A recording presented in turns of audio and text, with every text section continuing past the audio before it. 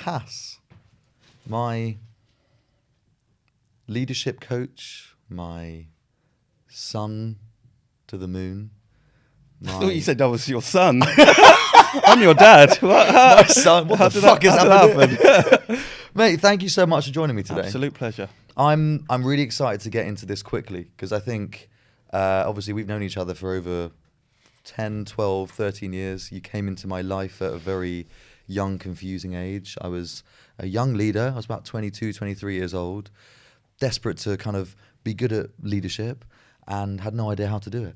So that was when our worlds collided, and you were this kind of Yoda character in my life that was like, Ollie, follow me. You used to fall. I don't watch Star Wars. I don't watch Star Wars. So I'm not only excited to do this because I just love spending time with you, but ever since that, what was that, 12 years ago now, your journey has progressed and is now coming, I think, to this beautiful twilight era where you've helped a million different leadership teams from big blue chip companies to big scary tech businesses. You've coached huge CEOs at big banks and kind of intimidating places that I've never even been invited to. And we're 12 years on, and I think we're at a point in our lives now where we can sit down as friends and speak about what you do. Because I think this would have scared me about 10 years ago. But now I'm the coach, motherfucker. And I'm going to be asking the questions. Well, I'm looking forward to being coached. Yeah, welcome. Today. I've really prepared for this one. Oh, brilliant. So I want to start off the way that we always start off, right? And that is asking our stock question here. I'm going to dive straight into that. All right, with you. let's go. Yeah? Yeah. All right. Thank you for the lovely intro, by the way. You're very welcome. It was natural. I didn't prepare for it. It just flowed out of my mouth. Yeah, I could tell. You could tell. Yeah. Anyway, look, here comes the question. Okay. Hass, who was the first person that made you feel like you were talented? Okay, I'm going to sound a bit like Snoop Dogg here. Okay. But I want to thank me. Wow. Yeah, me. You made you feel talented? Yeah. Can you tell me more about that? Yeah, I will, of course. I don't want to sound like an egotistical bastard. I tell you, in my journey, I was lucky enough to work with some brilliant people, and they shared with me that they thought I was talented, and I always appreciated that. But it doesn't really matter until you really feel it yourself. And so the person that made me feel talented is me. They can't make you feel talented. They can tell you, but until you can truly absorb it yourself, that's when you can really, truly feel talented. I'll give you the example that springs to mind. When I was earlier on in my career, I was an HR director at an ad agency, and then I was promoted very quickly before I was ready. Full of imposter syndrome. I didn't think I was ready. I was responsible suddenly for a massive region, and it was obvious that they needed to fill a seat, and I was the best person for it at the time. I knew that. So I just felt like I didn't quite fit. I wasn't ready to take on the position. And then a few years in, I was sitting in my office, very busy, and I was like, I know I'm not the most qualified. I know I don't have the best academic credentials. I know I'm not old as some of the other people doing this role. But right now, at this point in time, I am the best person in the world for this job. And that was it. And that was that my whole kind of perspective on leadership shifted after that. Why did you feel at that time ready to tell yourself that? And I guess the better question is, what was the inverse of that? Did you feel like, I remember knowing that you ran a HMV store back in the day, right? Yeah. And that was your first taste of leadership. Yeah. I like the idea that you had to tell yourself, and it's only Yeah. until you recognize yourself that you're a leader. But had you had an experience before that moment where you hadn't felt like that? All the way up to that point, and even subsequent to that moment, but I always felt like I wasn't good enough. And partly that's because of the sort of the structures that I had been a part of. I went to a private school where it really wasn't, for me, the environment that really allowed me to thrive. So I did the opposite of thrive. I did badly. And they kept reminding me how shit I was at school. And so I sort of carried that through into my work career. And then even though I was kind of doing quite well, I still carried like, oh, you're not good enough. And it was just a moment, a fleeting moment, where I just said, actually, because I knew that if I'd have been pulled out of my job at that point, because I was across so many different things and managing so much for so many people, if I disappeared, it really felt like it would have just all collapsed. They would have recovered, of course, but I just felt like I was across so much and I was pivotal to all of it. But it's a good grounder. I didn't go off and become really arrogant. I'm just saying that for me, I needed to feel talented myself. And that was the moment I really, really allowed that to sink in. I want to ask you the question, if you believe that leaders are formed or born. But before I do, I want to know, what do I need to understand about you as a child growing up, as somebody coming into being a man? What do I need to know about you that made you feel like you could be a leader? Well, my dad passed away when I was 10 months old. So that just makes you have to grow up responsibly. So I always felt, and I'm one of 2 siblings. My sister's older than me. We just had to be responsible from a young age. My mum had to go out and work. We just, had to do it. So I always felt quite responsible. So I always felt like I had leadership in me. I don't think I was an archetypal alpha leader. Right. I wasn't great at sports or anything like that. At school, I fucked about, But I always felt like I had something about me. And I think it just came quite naturally. The minute I was asked to do a bit of leadership, it just came quite naturally. And what came naturally is just dialing into what I think are my superpowers, which is empathy and compassion. How does that person feel? Let me put myself in their shoes. So when I was running a team and we were doing night shifts, I'd be at the front. I'd be working all the way through, because that's how you have to lead. That's always been my philosophy. And do you believe that somebody could be, I guess, nurtured or trained to be a better leader, or are they just born, okay, that person 3 years old, you can see they're going to be a fantastic leader? No, I think you nurture it. I think there are people have characteristics that they're born with. That's what makes us unique. But lots of factors go into why some people might be perceived as natural leaders. Their nurture, how they're raised, kind of, did they grow up in poverty, or did they have an adverse life that might make them a great leader, or did they have a very comfortable life that might make them a great leader because they were streamlined. There's lots of things that can factor it. But one of the tenets of my coach training is everybody is naturally creative, resourceful, and whole. That means everyone's got it within them to do whatever they need. Now, you develop skills, and that comes through practice. So a bit like Malcolm Gladwell, 10,000 hours. The more time you put in, the more you learn, the more you fail, the better you get. If you just think you can just coast through it and not put the work in, then you won't be a great leader. Let's talk about leadership then. So you left your role, the big role. Okay, you're in this thing. You sort of grew into it, became a chief talent person at a very well-known ad agency. And then you went, I'm getting out of this. I'm going to start my own thing. No. Tell me what the truth is there. Yeah, then. no. There was just a little step before that. So I had a young family at the time. My kids were really young, and I was on the road quite a lot. I was, traveling a lot. It was a regional role, and I just thought this isn't me. I mean, there's lots of trappings of nice stuff working at a big network, but I just wasn't into the idea of not being away from my family, because for me, family is my number one. And so I thought, okay, let me see what else is out there. And then I was headhunted into another chief people role, which is actually how we met. So I went in as the chief people officer for EDC, which was the parent company of Dare, Elvis, Citizen. And 3 months into that role, after being headhunted, I was told that the private equity fund that was backing the operation, they were wrapping things up from a parent company structure. So my role disappeared 3 months in. But that was, at the time it was, oh shit, what am I going to do? But, I look back on it now and I say that was the best thing that ever happened to me. So then what happened? So because I remember that time now. Yeah. You were my client, and we had a little... We had a ding-dong, didn't we? Yeah, we did. Yeah. That wasn't me. I've already said that was my CFO. Yeah. Anyway, so you're saying that I think you moved into a consultancy role. So you kind of... you could see that money was there at the same time. But what told you wanted to become a leadership coach, which is how I would describe you to a friend? Yeah. Is that how you describe yourself? Yeah, amongst other things, yeah. Yeah. So what made you go from... Because HR, talent, I wouldn't say is a natural or an obvious move to become a leadership coach? I think some people in HR get pegged with the term of like, sticking within a lane.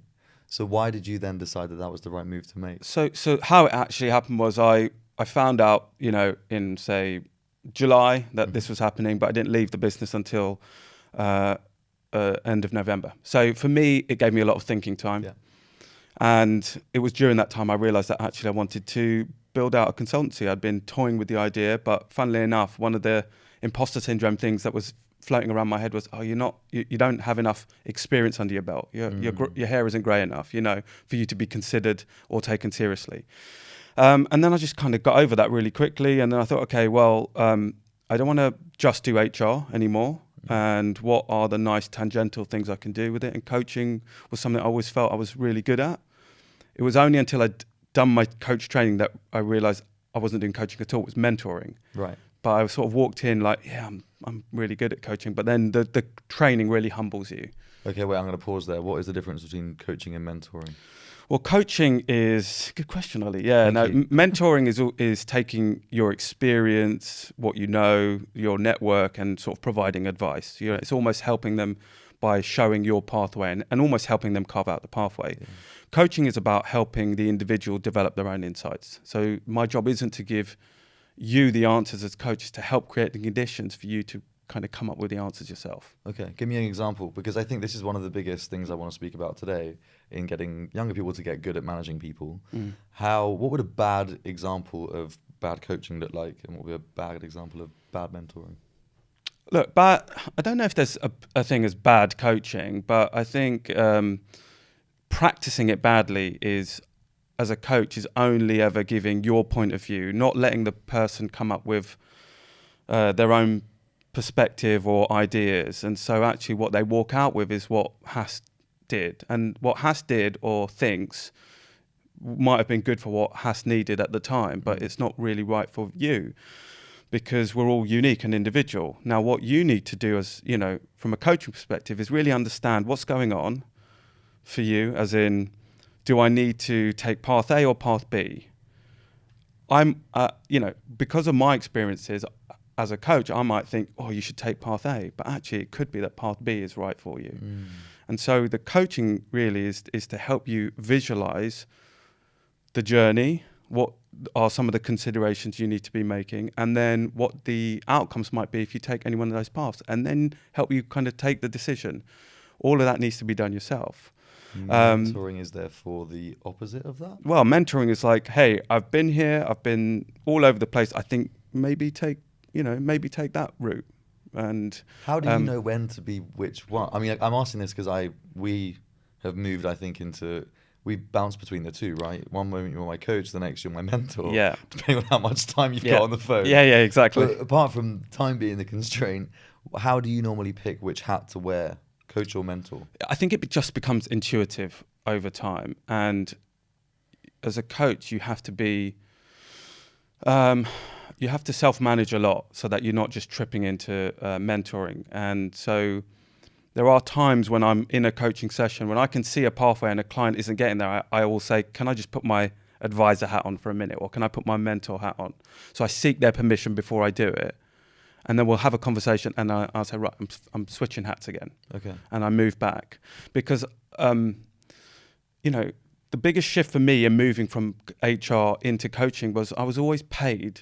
And certainly, in my professional career, corporate career, and then as an HR consultant, I'm paid to have the answers. I'm paid to just give the answers, right? So as a consultant, like, show us the way. And so to flip from showing the way to helping others find their own way was a bit of a journey. But now it just comes quite intuitively. And actually, I think it's too reductive just to have, binary coaching or mentoring. I think people are looking for like a hybrid these days. People are seeking me out because of my operational experience, as well as what I might be able to help them kind of discover for themselves. I find that as a manager, director, whatever the role is that I'm playing, I find that one of the most challenging parts of managing is knowing the answer and having to wait for someone to get to their own realization and working out, when do I just tell this person what they need to do versus how do I give myself or use patience and questions. And there's a point where I'm asking questions and it becomes a little game of like, what's the thing, like 20 questions sort of thing. Like, is it red? No. And is it? You start doing that, I think, with the question style. So you know, it's a big manager challenge. Like just not diving into that. I'll just do it myself. It'll be quicker. That solves for now. It doesn't solve for the future. Your aim as a leader is to remove yourself from having to do those things that they're asking you how to do. You've done that. Every time you sort of tell them what to do, you keep repeating the cycle because they're not doing the thinking. I was talking to someone in an agency once and they said, we're the only business where we tell people not to be creative. We tell people there's a department for creativity. So we're all creative. Why do we have to go to a department to figure out how to be creative? Yeah. We're all leaders, right? We all know what we need to be doing. Whereas, you know, if you are constantly telling people what to do, they'll always just try and emulate how you do it. And actually what you want is free thinkers. You want autonomous people who can make decisions. And they will fail probably a lot. But once they get it and they've learned from it, you'll all collectively rise as a result of it. So it's really, really important. It takes a bit longer, but it's much better in the long run. Okay, that's good. It's good to know that because I think I've tried that before. The biggest issue that I run into is time, right? It's like, shit, there are times where you're going really fast and it just needs to be a do this. Mm-hmm. And then there are times that I think you do have time on your side where you're thinking, okay, right, how would you approach that situation? Just on the coaching questions thing, you've always given me, that was the one that I've noticed you've always done. Like, what do you think? Before I tell you, what do you think about this? And I think if you have the time to ask that question, that's almost enough because they sit there and go, yeah, what do I think on this situation? And they'll come to you generally with probably what you're about to say. Yeah. And it's really well, that's helpful. it, exactly. I like to, think of teaching and telling moments. Yes. That's what you're talking about, really. Could this be a teaching moment or does it need to be a telling moment? Yeah. And if it's a telling moment, that's okay. But don't just make them all telling moments, right? Use the moments where you can teach to teach. I really like that. I want to move into Mavericks. So can you tell me, I guess, the purpose of Mavericks? Why does it exist? Why did you decide? What is it? How do you describe it to this camera here? That camera there? Yeah, okay. You haven't got to do that if you don't want to. No, I'm not going to. Mavericks Unlimited is a leadership and strategy consultancy. What we do is we do exec coaching, we do team coaching. You all right there? I'm fine. We do team development, strategy facilitation. So we will work with teams to kind of figure out their vision and then help them roadmap to it. Alongside that, we have another part of our business called the Maverick Managers Toolkit, which is a digital training program for foundational manager skills for early stage managers and mid-level managers. Okay. Tell me about the person that is for. What are they going through right now? Who is the person that will be like, oh my God, the Maverick Managers Toolkit, thank God this exists? Who are they? I think we've designed it for accidental managers. So I talked about that on our socials earlier this week. Accidental managers are basically people who are really great at a particular craft, like a creative, let's say. I'm picking on creatives today, but let's call it a strategist. And they're so good that suddenly the company thinks, oh, they're really good at strategy. Let's give them a whole team to manage, but we're not going to give them any help or support or training. And then what happens is over time we start managing that individual on how they manage their team, not on how good a strategist they are anymore. Right. And so and there are 2.4 million accidental managers in the UK. That costs 84 billion a year. So it's a really easy thing to fix because all you need to do is help give training, basic training to managers who are just taking on that role for the first time. People are, like I said, people can be trained to be great managers and great leaders. Just give them the skills. And the skills are, firstly, how to build the psychological contract, the relationships that we have with each other, how to really enhance and nurture that dynamic. What kind of boss do you need to be in any given moment? Like, do you need to tell? Do you need to coach? Do you need to kind of give a bit of space? How do you delegate properly? And then how do you have difficult conversations? How do you give feedback?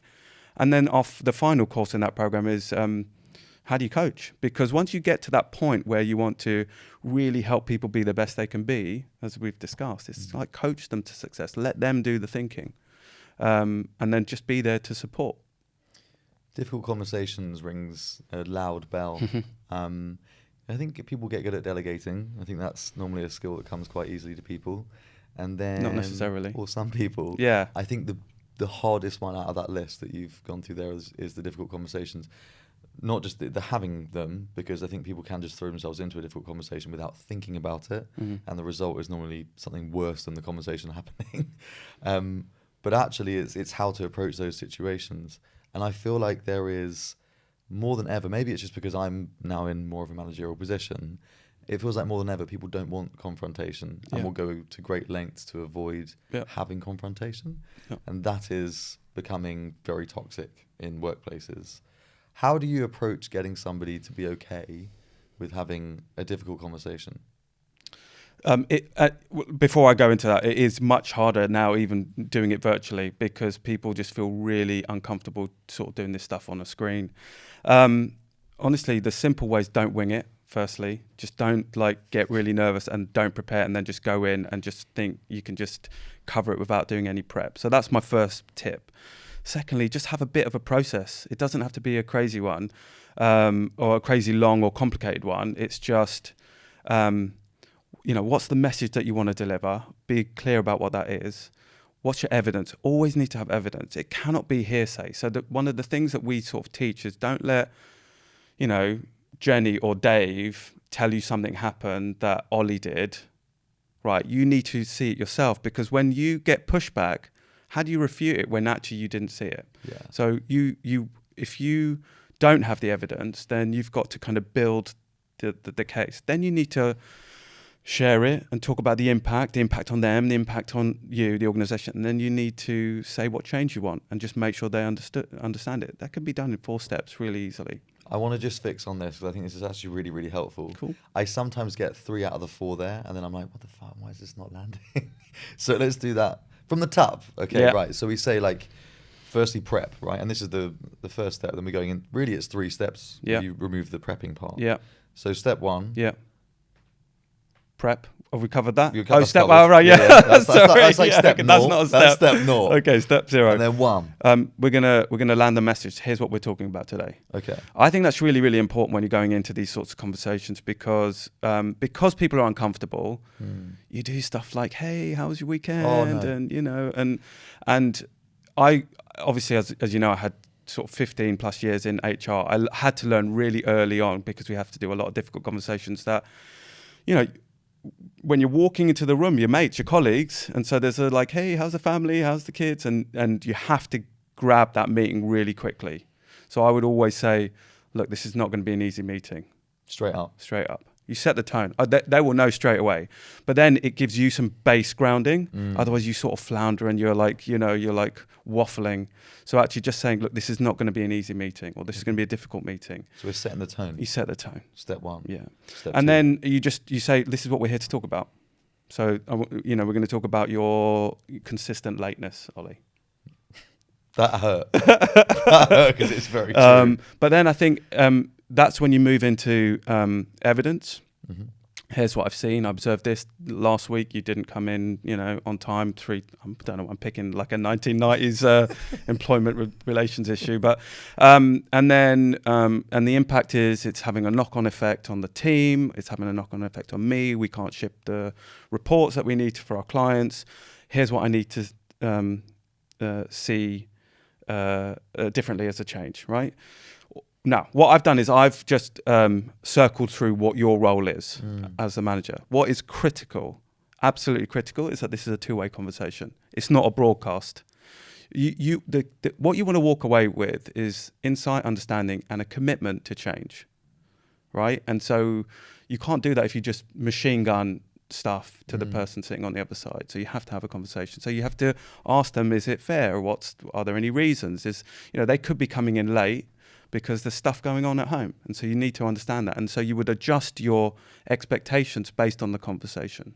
How would I know? How do you find that out? So if we've gone through those 3 steps, I just want to stay on this because I think difficult conversations is probably the hardest thing in leadership. when would you check in to seek the truth in that situation? So if you're on step 2, which is I've seen this has happened, and then you're already moving into step 3, which is like, here's what I expect from you.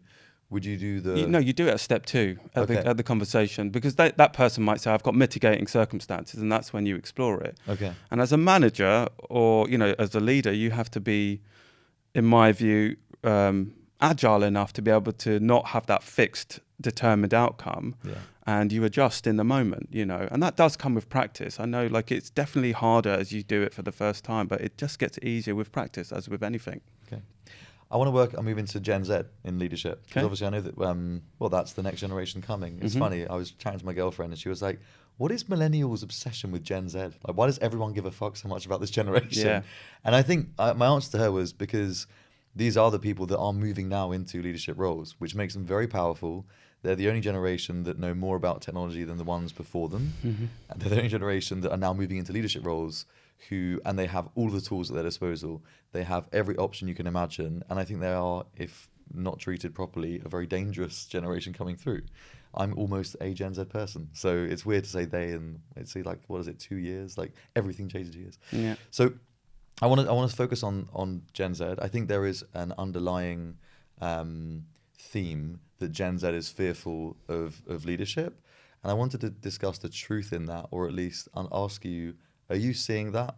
Are you seeing that within the businesses that you're coaching, that there is a reticence to step up into leadership, or is it more a fear from the people that are bringing them up?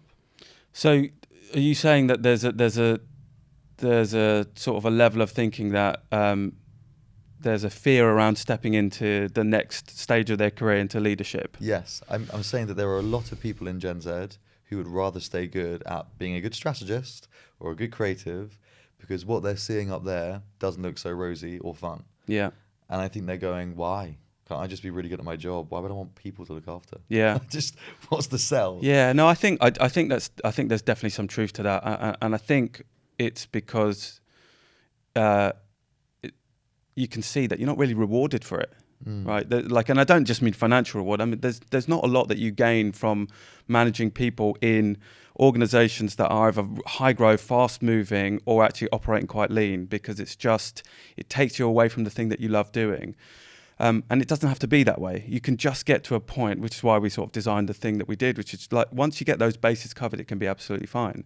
I think it's more nuanced than just looking up and going, that doesn't look fun. I think it's the opportunity cost of having to kind of take on that extra burden, is because I think what we're seeing is that people want variety. They want the ability to kind of not just have one thing that they're doing, but actually multiple things, right? So they've got multiple interests. So it might be they've got a main job, but then there's sort of side jobs or other things they might be involved in terms of, they might be part of collectives or doing things outside of work that isn't even a job. It's just other interests. And so what we find is a lot more boundary than there was in sort of previous work generations, right? What do you mean by boundary? Just like, this is what work I do, and this is what I'm willing to give, and this is what I'm not willing to give. This is what I'm committed to doing for this part of the organisation or for this job, and this is what I need outside. Yeah, so that might be a commitment to having work-life balance, or it might be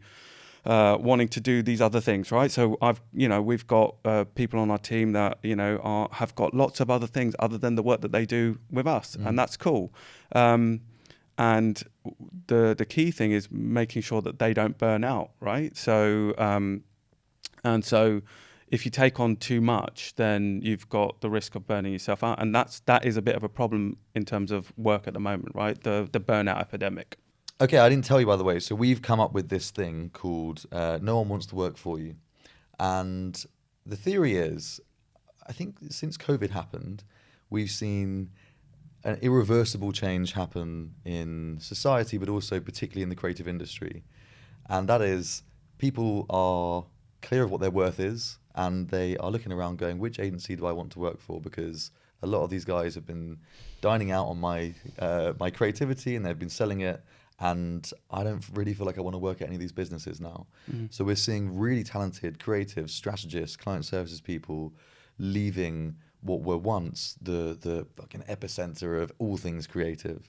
And the creative agencies are now saying, how on earth do we keep them?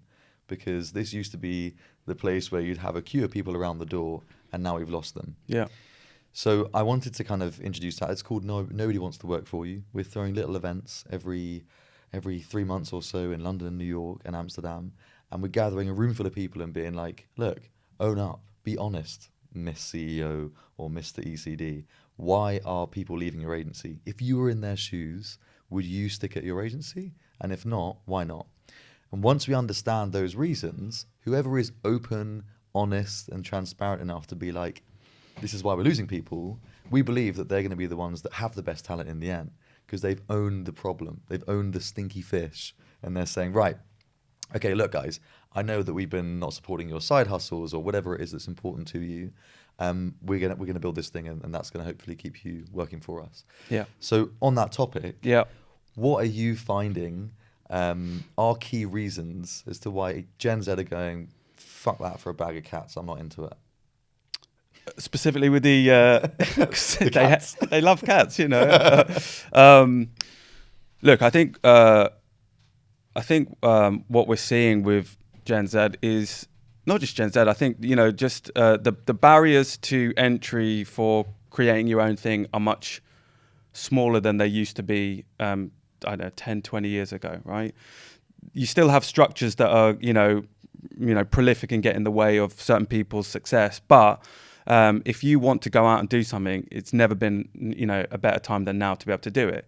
The problem with, say, like, you know, agency world is it's really stuck in yesteryear. You still have to do that linear career ladder approach, right? So if somebody feels like a leader, like outside of the work environment, let's say they're a leader within their community or within their music collective or within their art group or whatever, you know, and then they come in and then they're suddenly like the lowest rung of the, you know, of the career ladder. And you have to do, you know, a year as an AE and then 3 years as an AM, and it's like, why should I want to just go straight to it. So I think the industry needs to address that pretty, you know, rapidly in terms of recognizing skill sets is not just going to be, you know, responsive to how much time you put in on a particular role. So I get the years thing. I understand that, like, hold on, just because I've not worked 3 years doesn't mean I can't do this job. I can fast forward myself. I can go on TikTok or YouTube and work out how to do this job pretty quickly now.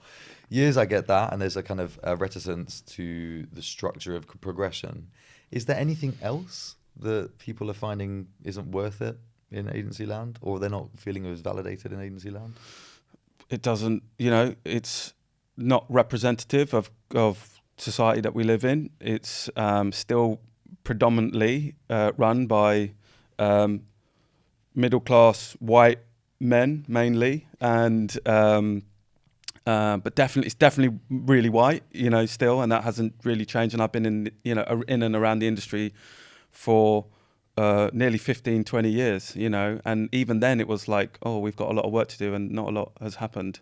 I think the pace of innovation is restricted by the fact that, you know, 5 or 6 massive groups have to kind of, you know, be answerable to their shareholders. So their ability to invest is not as fast as some of the, you know, the newly emerging businesses of the last decade. So, yeah, like if, you know, and you have to kind of go through like this archaic hierarchical system to get stuff out the door.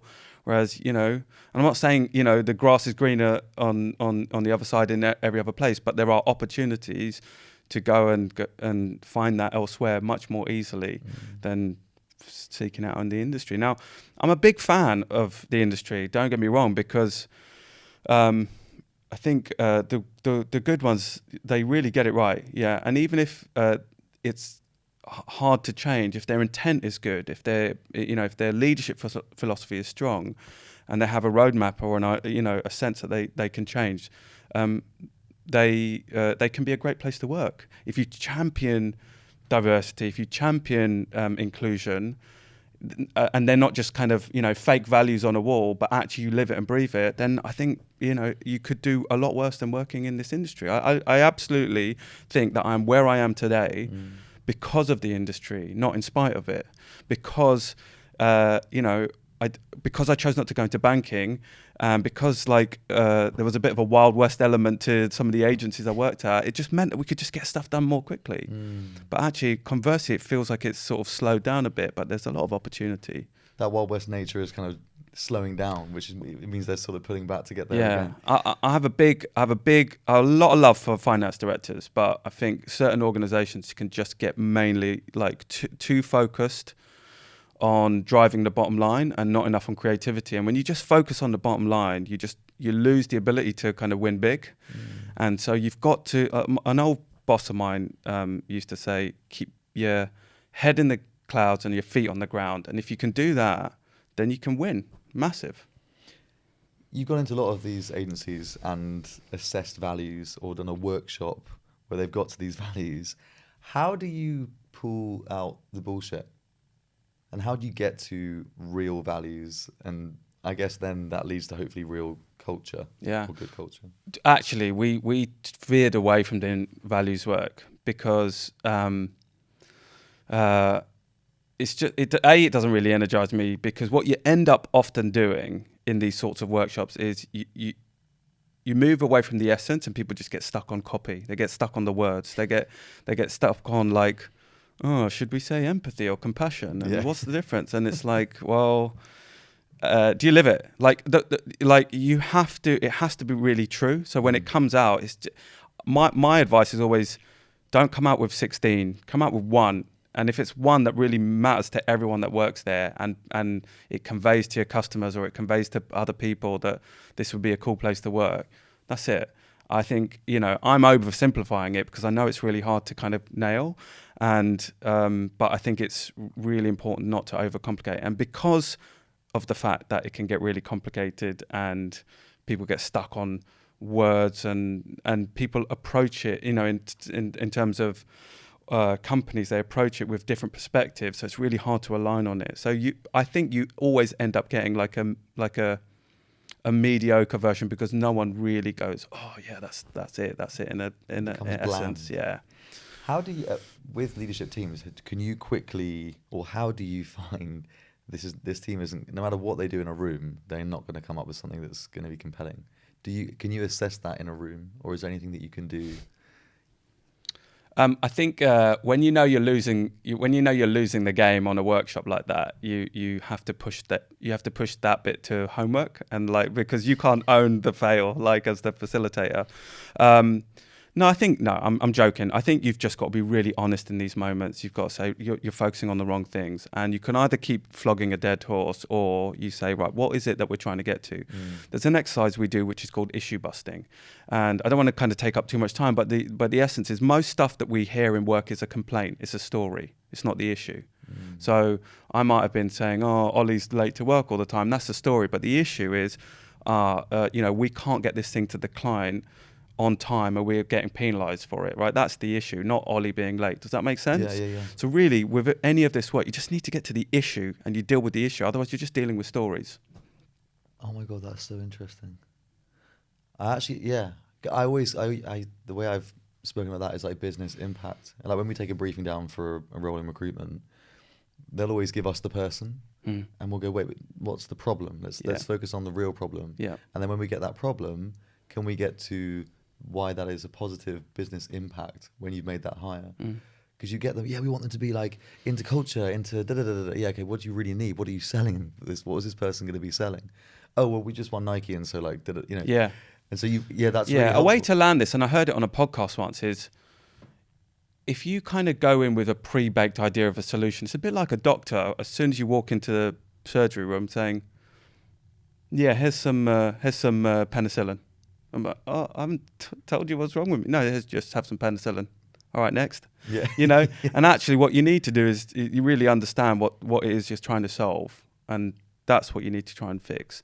And on the values thing, look, I know I was being a little bit denigrating about it, but it doesn't really matter what you come up with. It doesn't matter if the values are feel a bit opaque or a little bit, I don't know, vanilla. It's what you do with it after the session in the room, right? So whatever you come up with, even if you're not fully aligned, but you walk out aligned, and then it's how you socialize it, and it's how you make it real. And too often the values work that kind of consultants do, or big teams spend money on doing, they do it on an away day or a week-long conference, and then they just sit on a drive somewhere, or they get just pasted on a wall, and that's it. And the thing about values is they have to be lived and and breathed in real life. How do you do that? Just, you have to be authentic to it. Like if that's what you're going to say you are, then you have to be authentic to it, and you have to look at your practices. You've got to look at how you recruit people, how you look after people, how you do your work, and get rid of the stuff that's stinky, and bring in the stuff that is that will really enable it. Okay. And you should always periodically review the values, because organizations change very quickly over time. Thank you. There's a question here that we've written down, which I wanted to ask. It's quite a weird one and not directly linked to what we're speaking about. All right. Have you ever seen a company that operates successfully where everybody is a high performer? And is it possible to have a team, or is it preferable to have a team of 100% high performers? And can you maintain that? I think I get your question. I mean, you kind of want everyone to be a high performer in that they always do their best and they produce great output. But the way to maybe think about it is, would you like a football team of just strikers, right? You'd score some goals, but you'd let in loads, right? Yeah. So actually, you want a balanced team always. You want people who complement each other. You want people who are going to drive. You want people who are going to, who are going to support. And you want people who are going to be looking at the future. And you want people who are looking at today. But you want everyone to feel energized and enjoying their work and feel connected and psychologically safe. That's kind of the best thing. In terms of all high performers, you've got a risk of burnout, right? So if you always zone in on the people that are delivering, because they get things done fast and they get things done well, you just keep throwing more at them, right? And the problem is you keep throwing at them. There are two things that there's a risk of. They get a really highly inflated ego, and that is going to maybe cause you problems down the line. But probably worse than that is that you just burn them out. Like, we're doing the same thing again as accidental managers, which is, you're great at this, let's just have more. Let me just throw more at you. I'll throw a disproportionately less amount of money at you, but I'll throw you loads more work. And you just burn people out. So you've got to understand that people are motivated in different ways. Yeah. So some of the work that we do at Mavericks is based around strengths. It's around the positive psychology approach of lean into the things that energize you and understand the things that drain you, and you can just sort of develop strategies around those. And people have different strengths. Yeah. People can operate in different ways. You and I have talked a lot about this, right? And not everyone is energized by results focus. Some people are energized by critical thinking. They want to go away and they want to break down a problem. And you need all those kinds of people in your team. The question really is like, does every good employee have to become a manager to rise within a business? Oh, no, you don't. What do they do instead?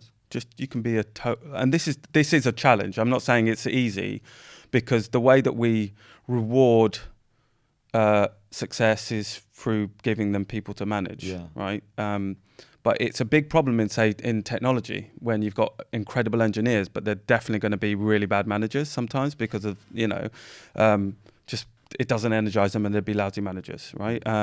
They can develop skills, but, I think they'll be better off kind of just zoning on their craft. And also you get to a point where you just don't need managers, you just need people who are good. So you need to be able to twin track. Some people will be great managers and are energized by it, and others will, just need to continue to develop. So you need to have subject growth and you need to have leadership growth. That's what you need to do. Subject growth and leadership growth. It's a thing that we're experiencing now, right? Excuse me. And again, I think like this is the conversation that will change the blueprints of agencies going forward. Yeah. If we can figure out how to make people just great at what they do and get better and better and better at that thing without having to manage a team of people, then they can take up their side hustles, they can do their other things that keep them full or whatever they need to be. I'm fearful that I'm copying the old way out of comfort. and using the old blueprints. Yeah, it's hard to design this as well, like from nothing, because the other thing to sort of think about is the imbalance of it takes time to manage people to do it well, right? One-to-ones, coaching, nurturing, all these things we've talked about today. So if you don't have to do that, then you've seemingly got a lot more time on your hands. So how do you kind of make it equitable? Yeah. So that's sort of something that needs to be looked at. And then you just I would look at, some sort of criteria around value add. So, value add is your craft plus some leadership. And then if you're not leading people, what's your value add? So it's whatever you're doing, but also what are you bringing back into the organization? That could just be learning, innovation. It could be new product development or whatever it is, but actually using some of that time to disproportionately benefit the company back. Like I said, it's not easy, and the path of least resistance is let's do what's been done before. But the pace of change in the world of work is so much faster now than it was, less than 10 years ago. Pre-COVID, it was a different vibe. Yeah. Now it's just completely different, and we have to lean into the culture of change. What are you scared of happening if people don't do that? What am I scared of? I think what I'm scared of happening is a massive culture clash, in that we have people who are demanding more, and they are feeling more autonomous. So, Gen Z and Alpha will be coming through the ranks pretty soon. And so then you will have people, leaving the world of work and creating their own sort of, micro businesses, or just going off and doing their own thing.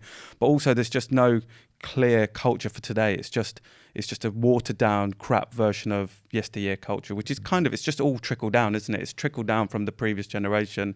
We're still living through boomers' work philosophies, right? And so we've just got to be really brave and courageous and start acting differently. And I'll say there are lots of organizations that are doing it. The ones that were born in the last 10 years have been doing it much better than the ones that were born before that. Okay.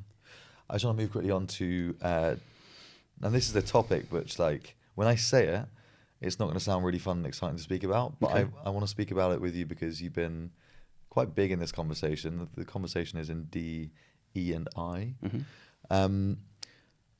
It's been going on for a long time. Obviously, BLM. What, racism? Yeah. It has. No, but the movement, I guess, in creative agencies where there's been a promise for a lot of change, right? Yeah. And they've brought people in. There's been some solutions that have happened, or not solutions, some things that have happened, right?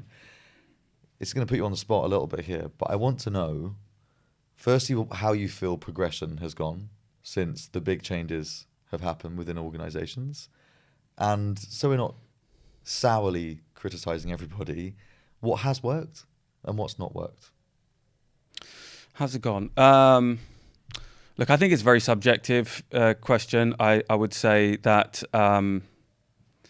there's been some progress, but not enough is how I'd sum it up. I think there's a lot of talk and not enough action, right? So years ago, when we used to do a podcast for Mavericks, Chris interviewed a friend of his who was kind of a startup founder, and he just came up with this phrase, which I absolutely love, which is talk minus action equals bullshit. Talk minus action equals bullshit. And basically, there's a lot of talk, not enough action. So really, it's bullshit, And I think there needs to be a lot more. And a lot more is action. It's not saying, hey, we need to do something. Like Ford said, you can't build a reputation on what you're going to do. You just got to do it. Yeah. Right. And so I think we just need to see more change. We need to see more women in leadership positions. We need to see more representation from an ethnic perspective in leadership roles and in the industry in general. That means going and making the effort. Like the agencies have lived off the fat of the land for long enough, so they can't say, hey, it's not us to do. You got to get on and do it. Yeah. If you want the industry to survive, you got to take action yourself. Like there's no cavalry. Yeah. You got to do it yourself. I love that. A strong answer. We have 5 minutes. I'm going to move straight into the stinky fish. Okay. Wow, I felt you're ready for the stinky fish. Yeah. This is the part of the podcast where we speak about stinky fish. It's very similar to Room 101, if you remember that program. Oh, what? When you throw stuff into the room? Bam, get it in the room. So, right, what is your stinky fish? So the stinky fish is something I really hate, yes? It could be about the industry. It could be about your home life. It could be anything you want. Oh, that's topical. My stinky fish, I don't really hate much, but I hate this. I hate the current fucking Tory government. Why? Do I need to answer that? Okay. I don't know. I quite like Cronyism, nepotism, corruption, ineffectiveness, idiots, entitled, they're running the country into the ground. Anything else? What was it you didn't like about them? No, look, Josh and I talk about this on the podcast a lot, and we bore our listeners. But any organization, any leadership team that feels unchallenged and has been in power for so long is inevitably going to get more and more and more power greedy and corrupt, and that's what's happened. And I hate them because of what it represents to the rest of us who are trying to just do good and work hard and help people around us. And I hate them because of what they're doing to the people who are most underprivileged in society. So I know you were probably expecting a slightly wittier I just, no. I'm fine with that. I just want to know, what's plan B if it's not them? Well, plan B is get them out. Then what? By any means necessary. And then you've got to start rebuilding the country. So plan B at the moment, based on our current system, would be Labour coming in. Then what? Then keep on Labour's toes to make them good, because they've got to be held to the same standards. I'm really apolitical, so this is an extremely hard topic for me to have a conversation with you about. Yeah. You are so goddamn right. Woo, you betcha. Thank you. Okay, well, I'm going to wrap up. Thank you so much, Hass. I feel like I've got a lot of what I wanted from the conversation in leadership stuff that people, I think hearing you say it is the most helpful part, and understanding what's going wrong right now in our world. And it's not dreary or sad. These are things that we can all take accountability for, be it diversity, be it stepping up and actually being brave enough to manage. And I think the way that you coach leadership and management is empathetically. It's teaching people like me that perhaps weren't ready, that they probably are actually quite ready to dive in. And that's the courageous act that becomes the journey of becoming a leader. So thank you so much. I really appreciate you coming in to see us. And I love you with all my heart. I love you too, man. Thank you for having me. I've really enjoyed it. Thank you.